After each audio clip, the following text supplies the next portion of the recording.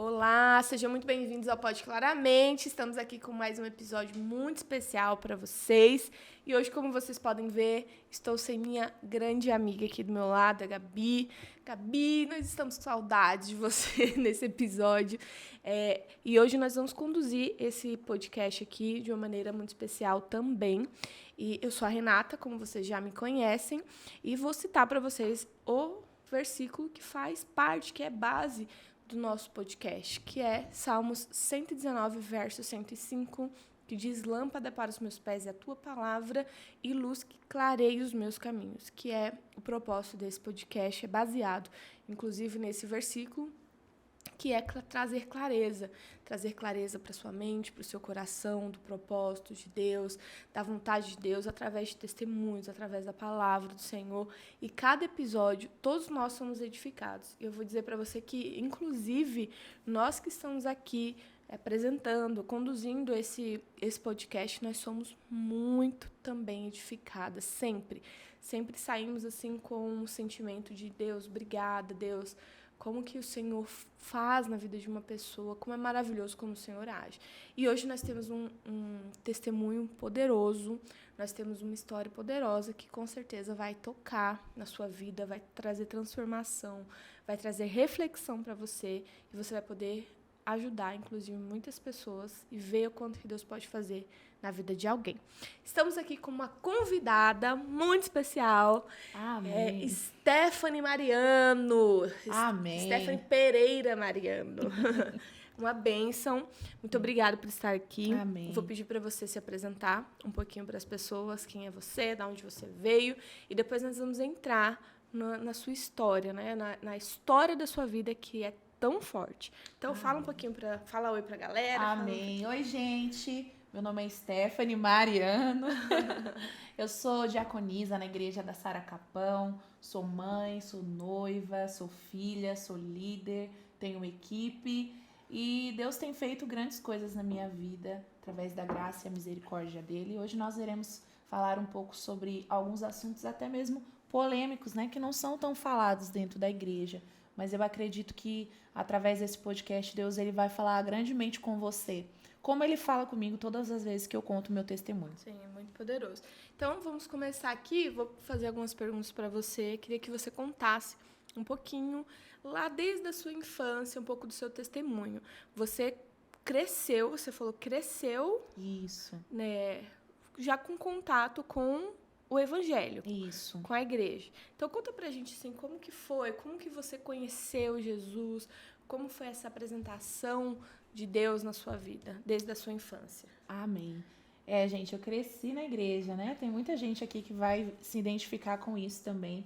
Graças a Deus eu tive esse privilégio, para mim é um privilégio poder ter crescido na presença do Senhor, poder ter crescido na igreja, né? Os meus avós eram pastores, né? Então, desde muito pequena eu fui inserida na igreja, no altar, cantava louvores, apresentava dancinhas, desligava o microfone, luz, corria no meio da igreja, né? Não sei se as crianças de hoje em dia ainda fazem isso, né? Mas na minha época a gente passava por debaixo das cadeiras, assim, acontece. o túnel secreto. Na minha igreja acontece.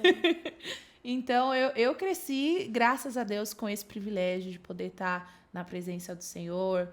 E é muito bom, né? Graças a Deus. Que bênção.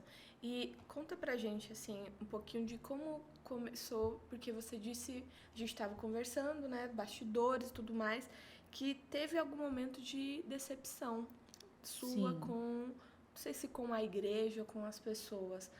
Conta pra gente como que foi esse processo, assim, na sua vida. Como você se viu num momento de decepção? Sim, é muito importante deixar frisado que Satanás ele tem uma estratégia muito repetitiva até, né? Ele sempre tenta marcar as pessoas na infância. Sim. Então, muitos adultos, pessoas mais maduras são traumatizadas ou carregam sequelas desde lá da infância, marcas, né, que o inimigo deixa, pontos de contato, na verdade, onde ele marca uma vida e sempre fica voltando ali naquele ponto para conseguir vencer, né? E eu cresci nesse ambiente cristão, graças a Deus, minha família, minha mãe, meus avós. Só que, como a história de muitas meninas, eu sofri um abuso, né, na minha infância, né? Eu via a minha família, meu pai, minhas irmãs, todo mundo no altar, e para mim aquilo ali era maravilhoso, era a minha família, né? E Toda a sua família era da igreja? Toda a minha família era da igreja. Sua mãe também era da minha igreja? Mãe, você todo citou mundo. Que seus avós eram pastores, mas sua mãe também? Também. Todo mundo era, né? E o que aconteceu? A minha mãe, ela, aos 21 anos de idade, ela se afastou da presença do Senhor, ela teve um relacionamento e ela acabou ficando grávida de mim. Então, é aquela história que a gente sempre escuta, né? Ah, a menina fruto do pecado, o pai que não quis assumir, a mãe solteira. Então, aquilo aconteceu com a minha mãe. E quando minha mãe estava no meio da gestação, ela conheceu o meu padrasto, começou um relacionamento com ele, eles casaram, foram morar juntos. E quando eu nasci, a visão que eu tinha de pai para mim era ele, né? Sim. Então, o meu pai era ele, tudo que eu precisava eu pedia para ele, reuniões da escola, né? Eu lembro que todas as vezes que ia fazer atividade pro Dia dos Pais, eu via ele como o meu herói, sabe? Sim. Meu pai, meu Deus, meu pai. E graças a Deus, nós tínhamos uma família, uma estrutura legal, uma casa boa, a gente passeava, a gente tinha uma vida legal, né? Eu lembro que aos 7 anos de idade, que as mães aí vão se identificar, né? Quem recebeu o Bolsa Família. E aí minha mãe recebia o Bolsa Família e nesse dia era o dia dela ir receber o Bolsa Família. E o dia de receber o Bolsa Família era um evento, porque minha mãe chegava com laços, roupas, brinquedos. Ela usava todo aquele dinheiro com a gente, né? Eu já tinha mais 2 irmãs, mais novas que eu tinha 7, as meninas eram mais novas, filhas desse casamento, né, com ele. E minha mãe saiu naquele dia e eu estava sozinha em casa. E nós éramos muito próximos, né? Tanto eu, ele, minhas irmãs, todo mundo. Eu lembro que naquele dia eu estava brincando no corredor da casa, assim, sabe? Na escada. E ele me chamou. Ele falou, filha, vem cá. E eu fui, né? Fui até ele e ele estava com... Gente, eu sou muito detalhista, hein? Ele estava com pirulito na mão. Era um pirulito transparente e tinha uns chicletes dentro em formato de estrelinha. É tipo aqueles, parece que o do Chaves, assim? E não, é um transparente e tinha umas estrelinhas dentro. Não sei como que é. Enfim. Tô velha. Ok. E aí ele me deu aquele pirulito, ele falou pra mim que eu era uma das filhas favoritas dele, né? Que ele me amava muito, que eu era muito bonita, que ele gostava muito de mim. E naquele dia ele pediu para eu sentar no colo dele. E ali, para mim, foi um choque muito grande, né? O meu pai era o meu abusador. Eu não tinha outro pai. Por mais que eu tivesse uma pessoa que me fecundou, eu não via outra pessoa como pai.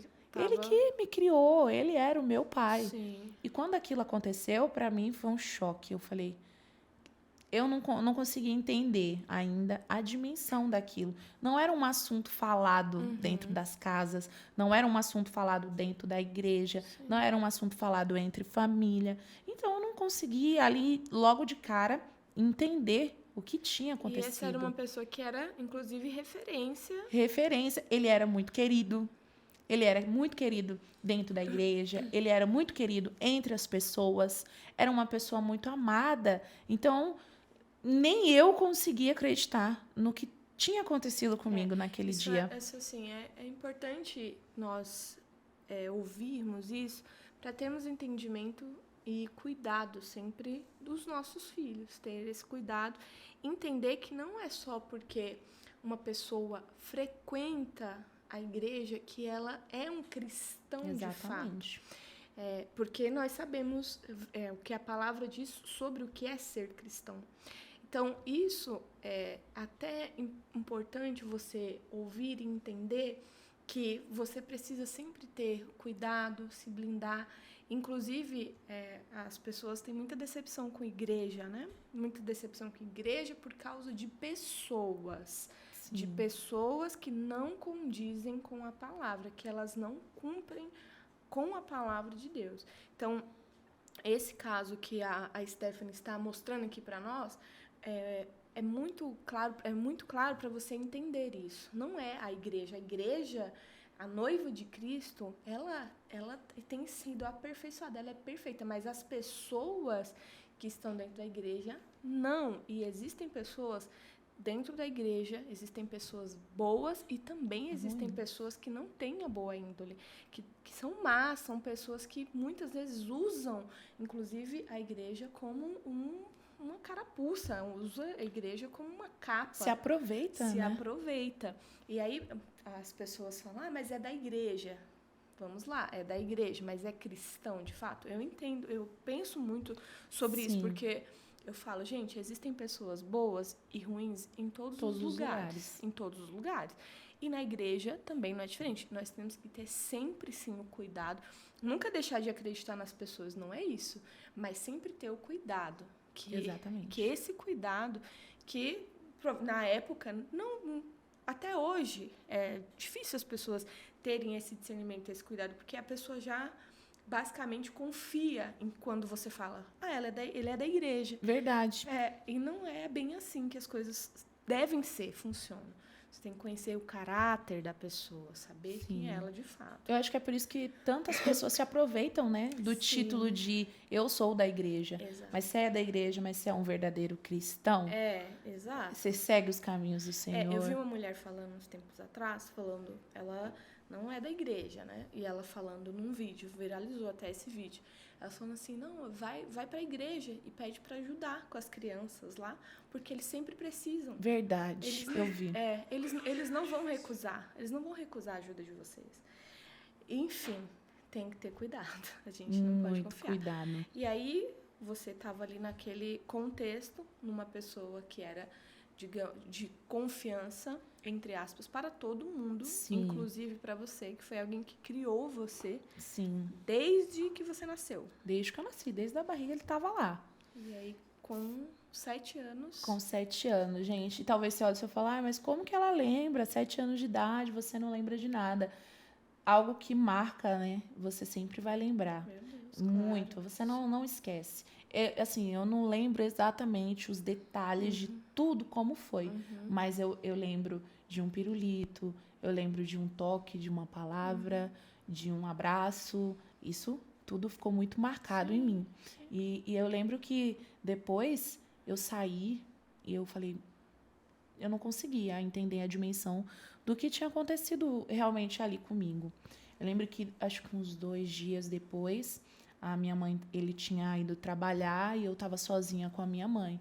E eu falei, mãe, aconteceu uma coisa comigo, né? E aí eu contei para minha mãe ficou dilacerada, arrasada. Como assim? Meu Deus, bateu o desespero nela. E ela buscou ajuda. E aí, rapidamente, toda a família ficou sabendo, né? E aí, quando toda a família ficou sabendo, eu lembro de algumas tias, algumas pessoas chegarem em mim e ficar falando assim, por que você está inventando isso? Que absurdo! É seu pai, sua família, ele que te criou, ele sustenta a casa, vocês vão passar fome. Eu lembro que a frase, vocês vão passar fome, mexia muito comigo. E eu ficava, meu Deus, e agora?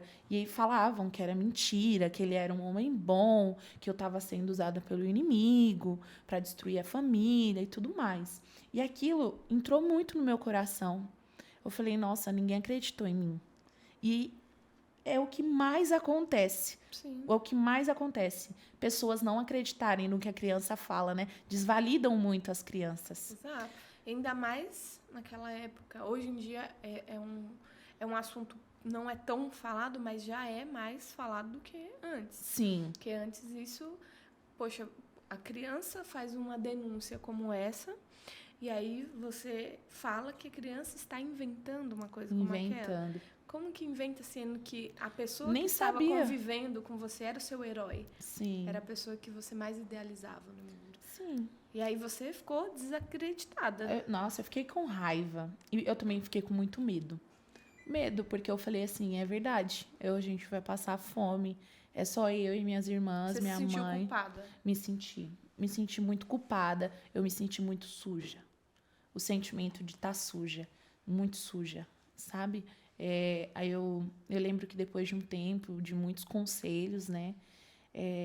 Um dia minha avó foi lá na nossa casa, minha mãe tinha ido para minha reunião da escola e ela fez um miojo, um prato de miojo quente para mim. Ela sentou na ponta, ele sentou aí e eu aqui. E aí ele pegou, né? Colocou a comida na mesa e a minha avó falou assim para mim: "O que que aconteceu? Fala a verdade." E eu me senti intimidada. Sim. Fala a verdade. O que que aconteceu? E eu falei exatamente como tinha acontecido. E ele negava todo o tempo, me olhando com um olhar assim de desprezo, de ódio, tipo, sua mentirosa, olha o que você tá inventando. E eu lembro que ele levantou, tacou o prato de miojo em mim. Minha avó me pegou desesperada, me entregou para minha mãe na escola. E depois de um tempo, eu fiquei martirizando aquilo, sabe? Eu falei assim, eu vou falar que é mentira. Nossa. Porque ninguém acreditou. Gente, imagina uma criança de 7 anos. Meu filho tem 6 anos, vai fazer 7. Sim. Imagina uma criança de 7 anos. Só que é importante, sozinha. Eu era muito precoce. Então, eu era uma menina de 7 anos já muito evoluída, muito madura. E aí, eu falei pra minha mãe que era mentira aquilo que eu tinha falado. Você desmentiu. Desmenti. Você falou que não tinha acontecido. Que não tinha acontecido. Eu falei que era mentira, tal. E aí, depois disso, eu acho que foi o meu primeiro erro foi aquele. Porque então eu tive que conviver com ele. E aí eu tive que conviver com ele e as coisas foram piorando, porque ele se tornou muito agressivo. Eu lembro, tipo, de eu estar deitada no chão e ele me chutando. Ele se tornou muito agressivo. A minha vida, a partir daquele ano, dos 7 anos de idade, foi um verdadeiro, assim, uma loucura, uma tristeza. Eu lembro de eu ir tomar banho e ele me olhar embaixo da cortina, porque não tinha porta, né? Sim. Era uma cortina. Depois veio aqueles telefones, foram os primeiros telefones, Sim. Sony Ericsson, alguma coisa Sim, assim, que tinha câmera. Eu lembro de pegar aquele telefone dele e ter um monte de fotos minhas, de estar sozinha em casa e aquele medo. Ai, ele tá aqui, hoje eu tô sozinha com ele. Então, era uma fobia, era um desespero, uma criança que cresceu sem pais. Então, eu tive que conviver com ele me beijando à força. Meu Deus. Eu deitar... Isso continuou depois que aconteceu Continuou, isso? ele continuou. Eu sinto que ele ganhou mais confiança. Porque aí ninguém mais acreditou em Ninguém acreditou. É uma mentirosa. Gente do céu. E ninguém acreditou. Então, ele continuou fazendo. Só que de maneiras diferentes. Porque acho que ele tinha medo de eu gritar ou de eu fazer um escândalo. Sim. Então, ele me observava no banho.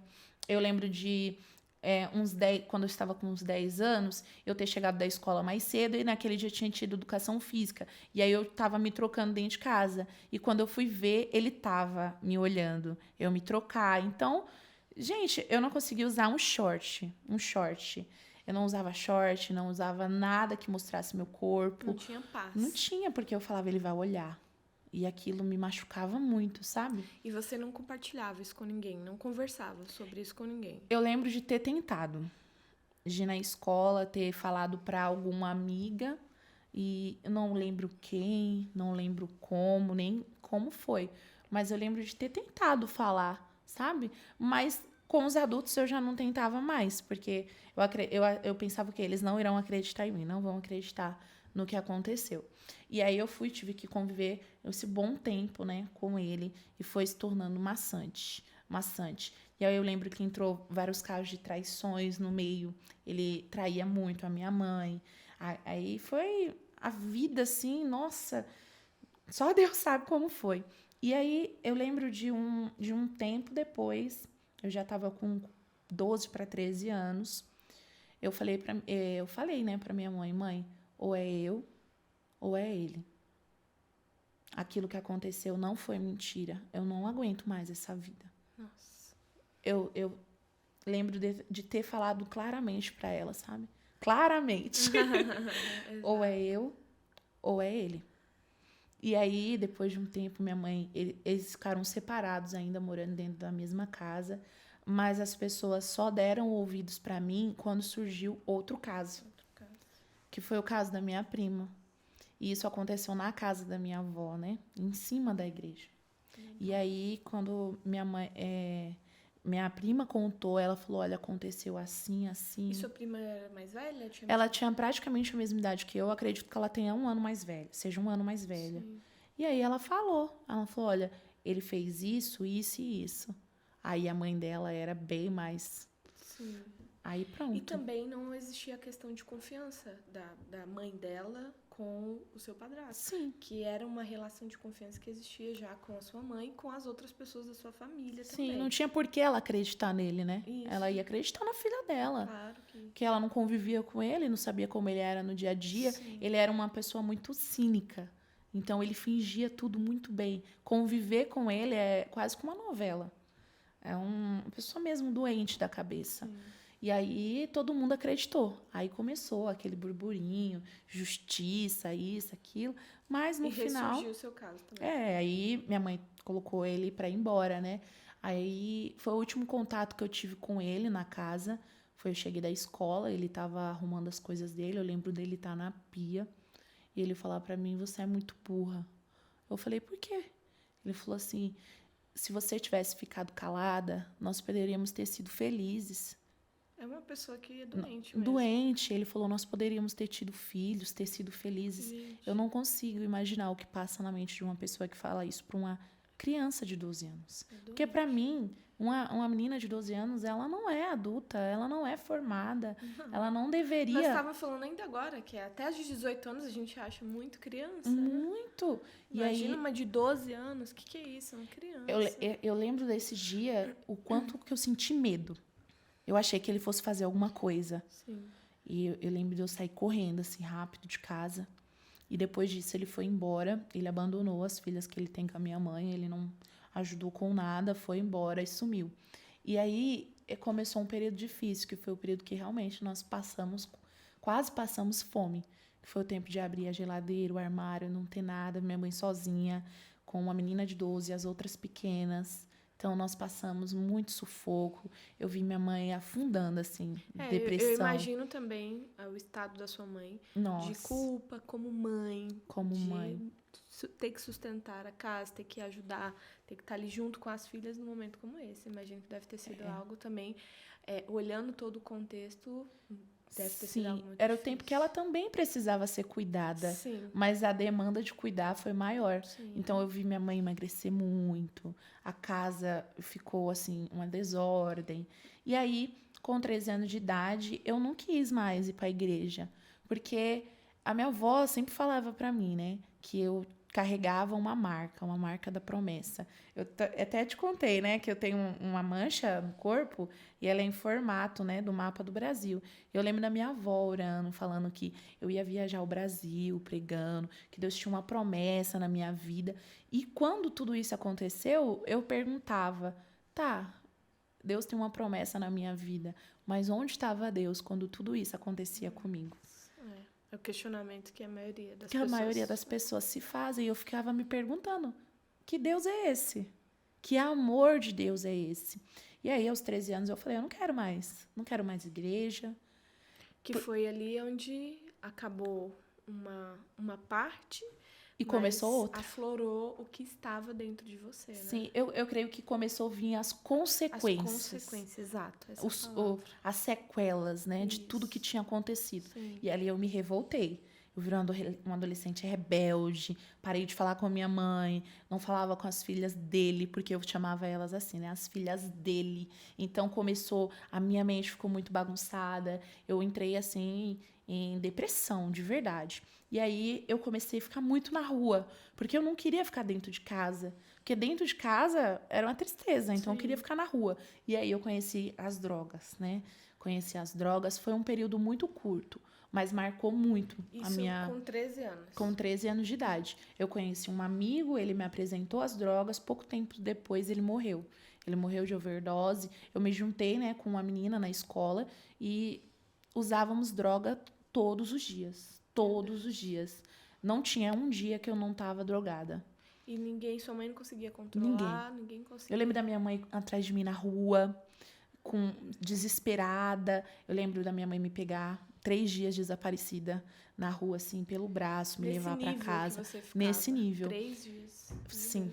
E aí, foi a única parte que eu lembro do meu pai ser presente. Do meu pai, de verdade, de sangue. Biológico. Biológico. Porque aí ele começou a tentar ajudar minha mãe. Tem que fazer alguma coisa por essa menina. Surtou, tá louca.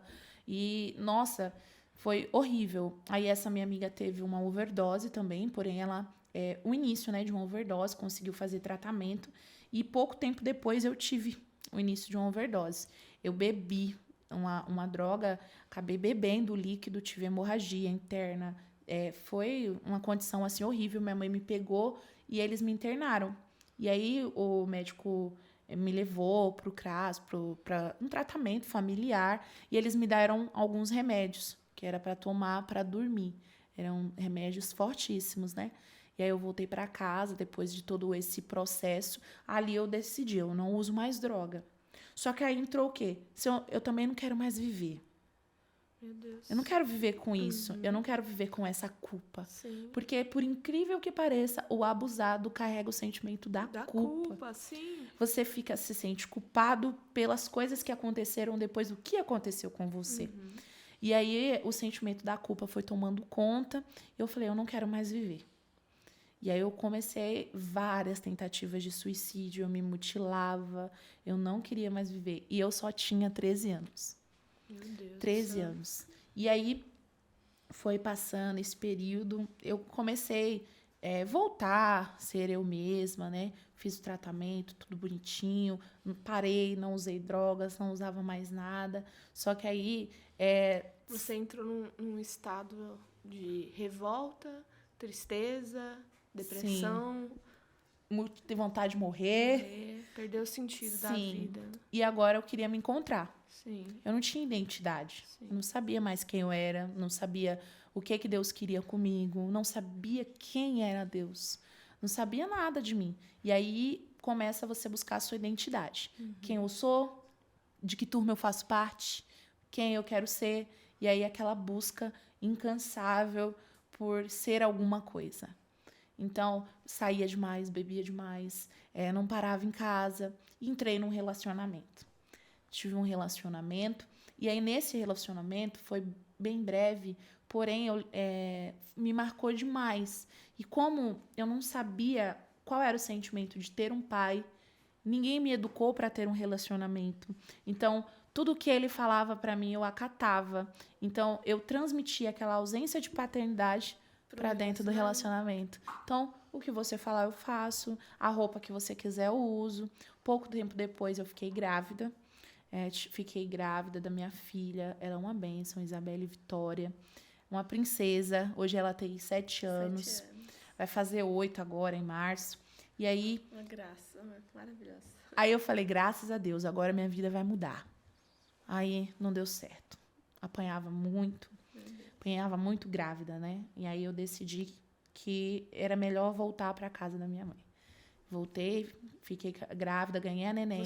Você chegou a morar junto com essa pessoa? Não, no finalzinho ali, né? Sim. No finalzinho. Na verdade, não no finalzinho. Foi depois que a Isa nasceu. Pouco tempo depois que ela nasceu. Aí eu decidi que era melhor voltar, ficar na casa da minha mãe. Mais seguro. Mais seguro. E aí entrou outra história, porque eu falei, meu Deus, só tristeza nessa vida. E aí eu tava com muita dificuldade para manter a Isabelle, né, na gestação. E aí eu ganhei ela prematuramente. Como eu ganhei ela prematuramente, ela ficou no neonatal.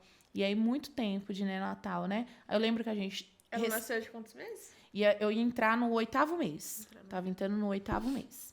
E aí eu lembro de ir e voltar várias vezes do hospital, né? Então, a primeira internação eu voltei, aí depois voltamos pro hospital. E isso durou, assim, idas e voltas, uns 5 meses. 5 meses. E aí descobriram que, pelo fato dela...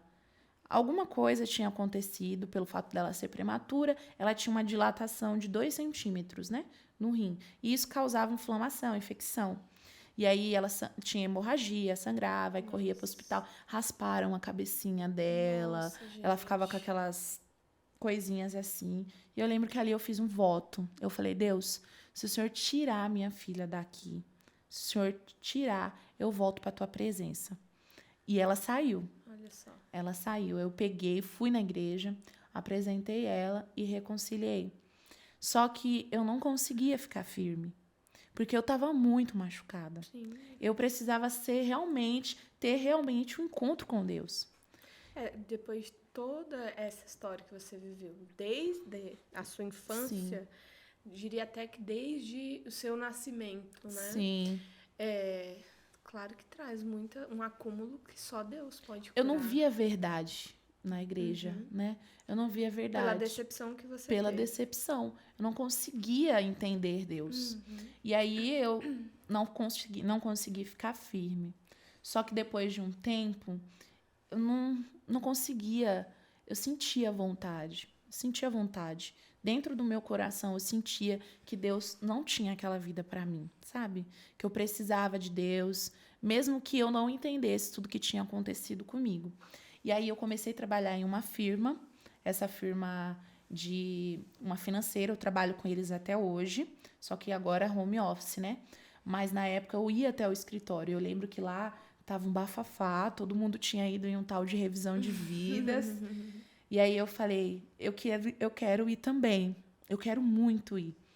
Só que o pessoal não me chamava, porque eu era muito fechada. Então o pessoal não me chamava. Aí, porque você intimida, né? Eu sou um pouco intimidadora. E eu falei, todo mundo vai, ninguém me chama. Eu cheguei nele, no rapaz que estava convidando. Eu falei assim, o que é isso, revisão de vidas? É um encontro com Deus. Aí eu falei, eu quero ir. Aí ele é tanto. Aí eu falei, tá bom. Fui lá e paguei. Olha só. Paguei para ir no encontro com Deus. Porque eu tinha muita raiva. Eu falava assim, Deus deixou tudo isso acontecer comigo e ainda assim não fala mais comigo. Porque eu escutava as pessoas, Deus falou comigo, Deus me tocou, e eu não sentia nada disso. Eu falei, que absurdo, que Deus é esse? Sempre questionando Deus, né? Aí chegou a semana do tal revisão de vidas. Eu falei, eu vou. Na quinta-feira eu desisti. Aí eu já falou que não ia. Não queria mais. Você que foi pro revisão de vidas e na semana desistiu, você vai entender. Bateu aquele desespero porque eu falei, eu vou pra esse revisão, vai ter que mudar de vida, eu não quero ser crente. E eu não queria que ninguém soubesse que eu tava indo nesse retiro. Eu não queria nem que minha mãe soubesse. Eu peguei, questionei, falei que não ia mais.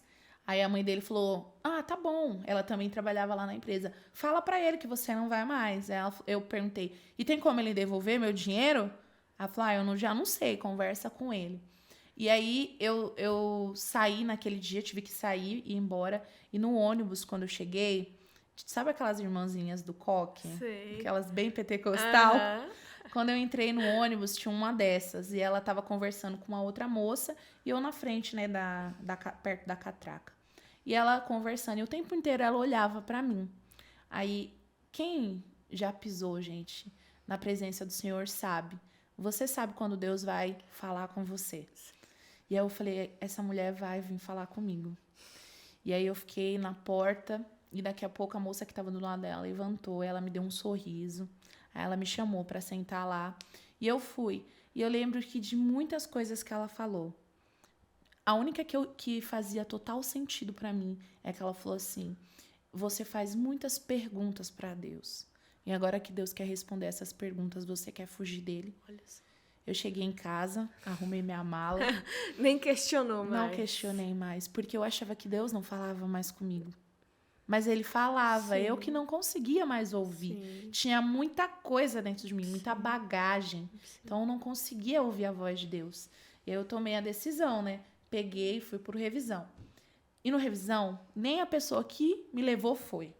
Não tinha ninguém lá. Eu tava sozinha, não conhecia ninguém. Era eu e minha filha só. Você foi em que ano no revisão?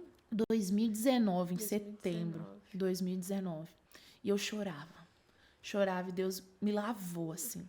E eu lembro de Deus falar pra mim, eu sou amor, eu sou justiça e eu sou livre-arbítrio. Eu não podia impedir a decisão que ele estava tomando naquele dia, mas eu impedi que coisas piores acontecessem.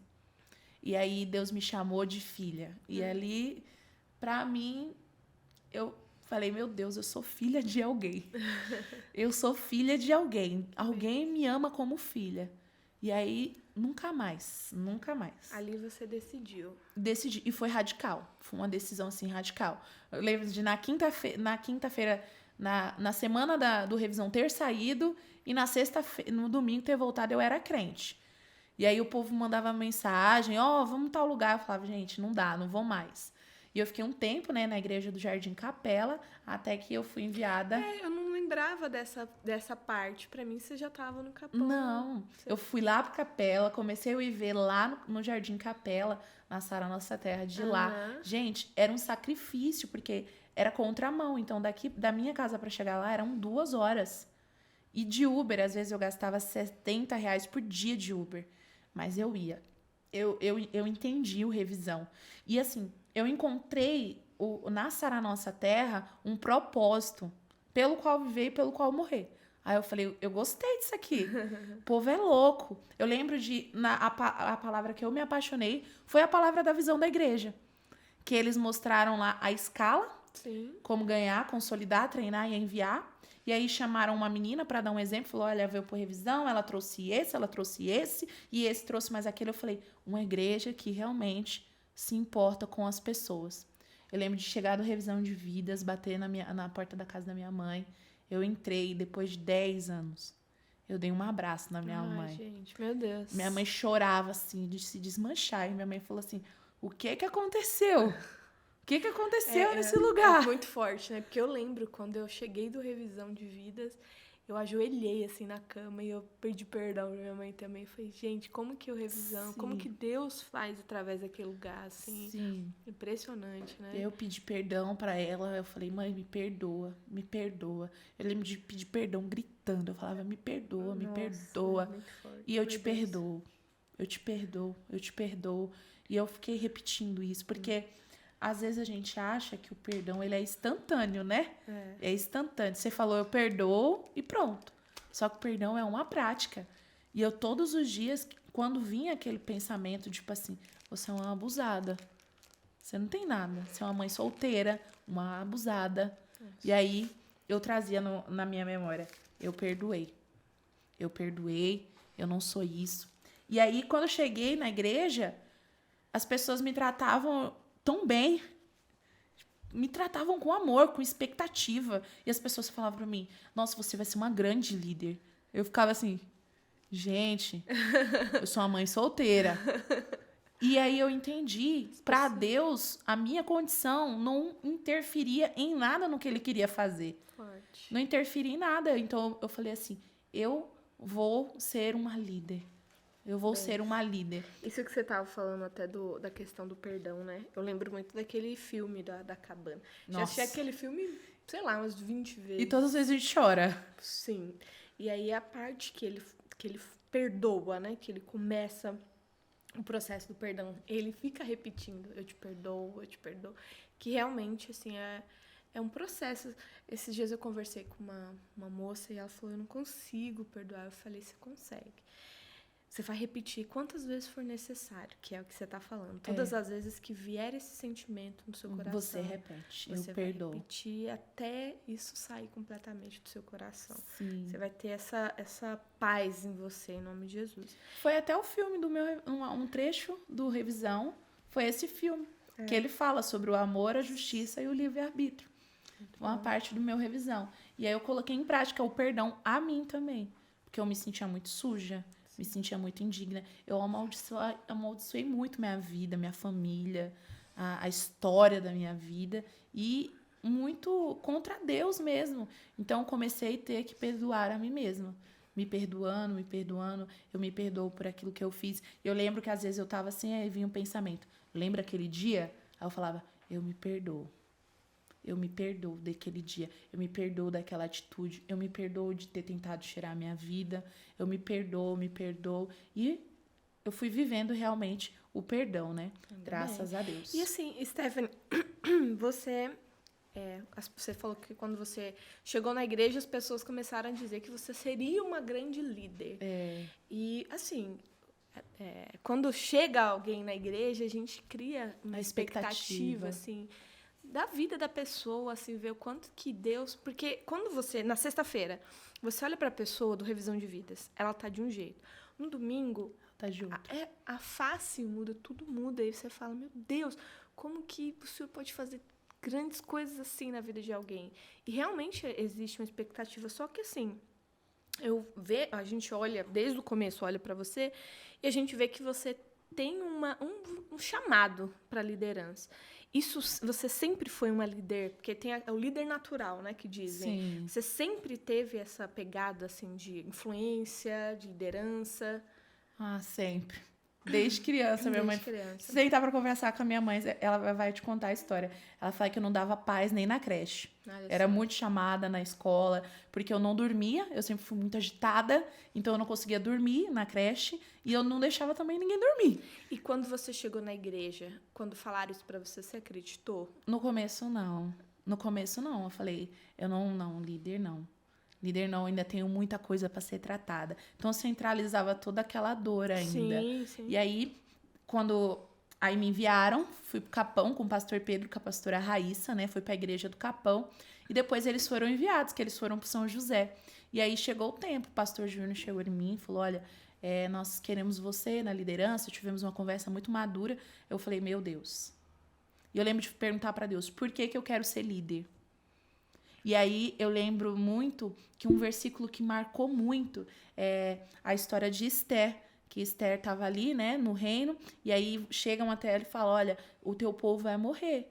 E aí uma dos versículos fala para ela, será que não foi por esse motivo que o Senhor te colocou aí? E aí eu lembrei, eu falei, será que não foi por esse motivo que eu vivi tudo aquilo no passado? Será que tem pessoas que precisam de mim? E aí eu comecei uma célula, tinha muita dificuldade de falar. Muita dificuldade de falar, muita. Não conseguia falar, eu era muito fechada, não gostava de abraço, não gostava de demonstração de afeto. Então, Deus foi me quebrando naquele ano, até que eu comecei realmente a exercer a liderança. E aí, na liderança, eu conheci muitas meninas com a mesma história que eu. E todas as vezes que eu ia tratar de uma menina que tinha vivido um abuso, Deus falava comigo, agora você tem autoridade para falar que dá para sair desse buraco, que dá para ser curado, que dá para ser tratado. Quando você se deparou com casos parecidos como o seu, você conseguiu ajudar? O primeiro? O primeiro não. Porque eu imagino que você não quer lidar com aquilo que você nunca quis viver, né? Que você quer fugir, né? Eu não consegui. O primeiro não. O primeiro foi desesperador para mim. Eu chorei, mexeu emocionalmente comigo. Tanto que eu demorei um tempo para assimilar. Eu queria justiça. Sim. Quero ele preso, não sei o quê. Até que Deus foi trabalhando comigo. Eu consegui ajudar essa menina. Foi o primeiro caso, realmente. Consegui ajudar ela, a mãe dela, a família dela. E aí depois foram chegando outros casos. Uhum. Aí veio os casos de pessoas com vícios. Consegui ajudar pessoas com vícios, pessoas com dependência emocional. E aí todas as vezes que eu pegava uma pessoa que tinha uma história parecida com a minha, eu lembrava, por isso que eu vivi tudo aquilo. Por isso que eu passei por aquilo. E até hoje eu posso dizer, se eu tivesse que passar tudo que eu passei para cuidar das pessoas que eu tô cuidando hoje e ajudar as pessoas que eu tô ajudando hoje, eu viveria. Porque é gratificante quando alguém olha e fala, Deus me curou disso e disso através de uma palavra sua, onde seu testemunho abriu meus olhos que eu ainda tinha esperança para mim. E hoje a gente tá lá na igreja do Capão com uma equipe gigante, gigante não, grande. Vai ser gigante. Como é o nome da equipe? Furacão, gente. Furacão, meu O povo Deus. me chamava de furacão no mundo, sabia? Eu falava, essa menina é um furacão. E aí, quando eu cheguei na igreja, que falaram que a equipe tinha que ter um nome, eu pensei, furacão. E aí, graças a Deus, a gente tem marcado ali o nosso bairro, conseguido ajudar muitos adolescentes, adultos, casais, famílias. E vou casar. Agora eu vou casar, graças a Deus. Olha só, daqui a pouco tempo, né? Em dezembro, gente. Dezembro. Não lembra não, já bate outra. Em dezembro, eu caso agora em dezembro, graças a Deus. Abençoado, né? Graças a Sim. Deus. Deus preparou tudo. pra Deus você. preparou tudo. Deus mudou minha história, minha vida, minha casa. Hoje tem paz, gente, dentro da minha casa. Entre eu e minhas irmãs, de poder se abraçar. Elas foram pro revisão, minha mãe foi pro revisão. A minha irmã me ouviu pregar a minha história. Ela ouviu o meu lado da história. Sim. E quando eu terminei de pregar, no outro dia, na segunda-feira do revisão, ela foi na minha casa e ela me abraçou, chorando. Ela falou, eu não sabia que tinha sido desse jeito. Porque ninguém contava, né? Sim. A minha versão. Sim. Mas, graças a Deus, teve restituição dentro da minha casa, da minha família. Bênção demais. E hoje tem a Isa, maravilhosa. Minha filha, Filhota. 7 anos. Tá noiva, vai casar. É líder de uma equipe expressiva, né? Na Igreja Sim. do Capão. Uma equipe muito abençoada. E eu tenho certeza que isso é só o começo, né? Só o começo do que Deus vai fazer. Do que Deus vai fazer na sua vida. Já fez tantas coisas Sim. maravilhosas, né? E você, poxa, olhar para uma história toda dessa e olhar o presente, você fala, gente... Eu nunca imaginei que seria assim. Se eu soubesse que lá no Revisão de Vidas, quando eu sentei naquela cadeira, eu ia estar vivendo tudo que eu tô vivendo, eu ia falar que é mentira. Não tinha como. Olha Não só. tinha como. Porque uma pessoa que sofre um abuso, ela é muito sequelada. Sim. E são muitas sequelas de vários tipos, né? Eu fiz terapia, fiquei um bom tempo fazendo terapia. Importantíssimo E isso. eu lembro que na terapia, eu descobri que aquele fato que eu lembrava, que era dos 7 anos da idade, não tinha sido o primeiro. Então, eu tinha memórias, relances, sabe? De coisas que aconteceram antes. Eu muito pequena, eu lembrava de um vestido vinho, que tinha uma gola xadrez. Então, lembranças que com a terapia eu fui a fundo, fui descobrindo que a nossa mente vai escondendo Vai pra não esconder. nos machucar, né? Porque eu acho que eu já estava tão machucada que eu mesmo escondi isso de mim. Sim, acontece mesmo. Sim. Mas que bênção. É muito bom, assim, ouvir, Stephanie, assim, é muito dolorido ouvir, na verdade, o seu testemunho até o ponto, né, que Deus muda tudo, que aí é Sim. maravilhoso. Você vê o quanto que o Senhor faz, quanto que Deus cuida. Deus é nosso Pai, né? Deus é a nossa torre forte. Deus é aquele que nos dá o amparo que nós precisamos. Ele é o Sim. nosso Pai verdadeiro, né? Maravilhoso. Então, muito bom. Obrigada por estar Amém. aqui. E eu quero muito pedir para você deixar uma mensagem para as pessoas que estão nos ouvindo, que estão aqui junto conosco. O que você tem a dizer? Tem tantas pessoas que viveram isso ou conhecem pessoas que viveram isso. E não é só a questão do abuso, mas tantas outras questões. Tantos outros traumas, né? Igual você disse, as consequências também de tudo isso. E tem muita gente que se sente assim desamparada, que se sente revoltada, que vive uma tristeza, uma depressão. Gostaria que você deixasse uma mensagem para essas pessoas. Ontem eu estava ouvindo um louvor e ele falou muito comigo, né? Que ainda tem vida aí. Este louvor, ele repete bastante isso. E eu queria dizer para você que, independente do quanto você foi machucado, foi ferido, tem vida aí, tem esperança para você. Assim como Deus tem feito na minha vida, Ele vai fazer na sua também. Vai cuidar das suas feridas, da sua dor. Para as mães e para os pais também. Validem seus filhos. Escutem eles, observem os sinais, os detalhes, as coisas que eles expressam, as pessoas que eles têm medo. Validem seus filhos, né? Observem eles, cuidem onde eles forem. E eu creio, querido, que assim como a palavra de Deus diz, né? Que as promessas do Senhor são maiores, né? Os sonhos dele são maiores que os meus e os seus. Eu jamais imaginei que eu poderia ser curada de algo que me aconteceu lá na infância.